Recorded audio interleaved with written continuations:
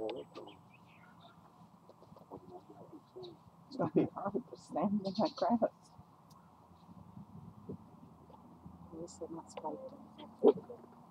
What are we waiting on? We're not. I'm recording. Everybody wave. You're on camera. Smile. This is my big head. He's taking her face picture, making sure that there's at least 10 people here. Do roll call. Throughout everyone's lives, there are diverse ways we learn how to control our own environment. Operant conditioning and the social cognitive theory give different ideas on how a person's behavior can be influenced or how that behavior can influence someone else. People can have the positive, rewarding, and healthy behaviors with different reinforcements and tactics. In the 1930s, psychologists Tolman and Honzik performed an experiment that changed the views of other theorists and psychologists throughout time. In a summary, Tolman defined an experiment that they did together to prove their way of thinking. Their experiment showed that regular rats scurried around aimlessly without any interest in finding an exit. However, Tolman and Honzik introduced food as a reinforcement in which the rats then followed the scent and found the way out. Tolman and Honzik also showed that rats can have a perception of their environment if they learn of the reward. If you remove the reward, the reinforcement, the rats continue down the same path as before without the potential of observing any new surroundings or other pathways. Once the reinforcement was offered in a different area, the rats then chose to go a new direction. Edward Tolman disagreed with other behaviorists when they said that learning could only occur if reinforcement was introduced. Tolman felt a learned behavior would only increase a person's performance and that their behavior then would be persuaded. Tolman has shown through his work that every person has a different way of learning. Albert Bandura, a psychologist from British Columbia, widened other ideas of the social learning theory, previously proposed by Tolman in the early 1960s. He did so through observational learning and reinforcements. Learning, a report done on Bandura himself, stated Bandura's observational theory included a person's attention, memory, and motivation. Many characteristics can influence how much a person pays attention. Memory not only accounts for images, but also reflects how a person retains information. As for motivation, this is the reason that a person can take action towards a certain behavior. Everyone uses the social learning theory by involving their own behavior, environment, and their perception of how they process their own surroundings. A subdivision of this learning theory is called social cognitive theory. This theory deciphers people's behaviors while providing ways for change. In order for change to occur, the environment needs to be evaluated. A German psychologist, he defined two types of environments as social and physical. The social environment consists of any people we have around us, and physical environment is anything our senses perceive.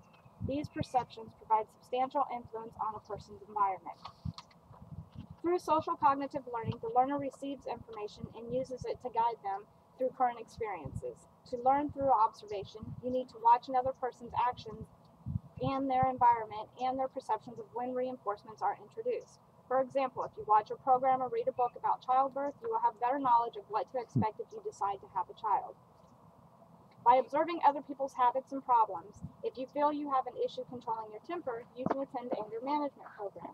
By observing other people's behaviors and listening to their personal situations, you could reflect back on yourself and determine if you needed outside help, a counselor, or any additional programs. Or if you could possibly find something in your own environment you can change. By looking within you and making any necessary changes without any additional help would bring about self-gratification. The way we develop behaviors in our own environment brings about consequences, good and bad. A different perspective of the learning process was discovered by E.L. Thorndike, then later enhanced by B.F. Skinner. This process is referred as operant conditioning. Simply put, there is a condition to every way of learning. E.L. Thorndike, an American psychologist in 1898, was the first involved in analyzing the effects of logical behavior by people through their learning techniques. His work was considered to be instrumental conditioning. The reason being, he believed behaviors were instruments brought on by the consequences of their environment around oneself. Thorndike studied animals in the 1890s while at Harvard University. He studied their behaviors and how they adapted to different environments. His study focused mostly on an animal's perseverance to escape their cages.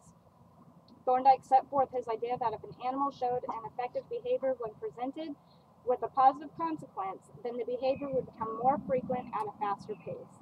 Thorndike concluded that in order for a certain behavior to have a positive consequence, the behavior has to be strengthened in all corresponding situations. B.F. Skinner was an American psychologist in the 1930s. Skinner was very inquisitive in Thorndike's work concerning instrumental conditioning. Skinner chose to focus more on the how of the environments of people and the consequences it brings forth. Like Thorndike, Skinner studied animals, but not only did he focus on the behaviors of animals, but on the results of the actions. Skinner thought that a positive reinforcement would enhance the animal or person's future behaviors. Painful consequences, he felt, would expunge reoccurring consequences. If a punishment followed the behavior, then the behavior would eventually become extinct. If a person's behavior was subsequent with a reinforcement, whether positive or negative, the occurrence of the behavior would increase over time. Skinner felt, however, that if the time or frequency was not an unvarying and conditional cycle, it would change the outcome of the behavior. He thought that one's perspective of learning was to be referred to as behaviorism. Hewitt, a fellow psychologist, reported that Skinner's confidence in behaviorism emphasized one's behaviors in their own environment for personal gain or to refrain from harmful conditions. Throughout many psychologists' research, they have shown that a person learns through their environment, behaviorism, and teachings, and how it has influenced every person in some way. As simple as correcting a child's behavior, to training an animal, to learning to drive a vehicle, or when achieving a person's long-term personal goals, we all walk through the steps of operant conditioning. We learn things ourselves, then teach others, intentional or while being observed from a distance. Our actions have consequences, but it also can set examples. When learning a new behavior, it is always easier to learn it correctly the first time. If you are given the correct stimulus and proper environment, you can acquire a more beneficial and healthy lifestyle. That's it? That's it. Could you repeat that? Now for a question. I thought that was good. I did too. Come on, right here. You could have sat in my lap the whole time. Yeah, it was. Yep. That's Daisy. Daisy! I forgot